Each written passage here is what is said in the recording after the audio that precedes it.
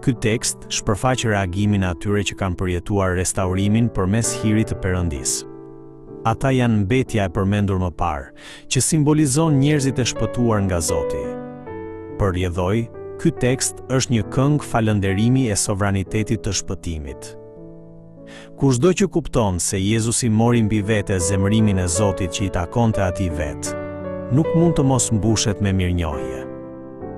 Meqense ky shpëtim është tërësisht vepër e hirit të Perëndisë, i shpëtuari e ka të pamundur të mos dëshmojë dhe të mos lëvdojë këtë dashuri.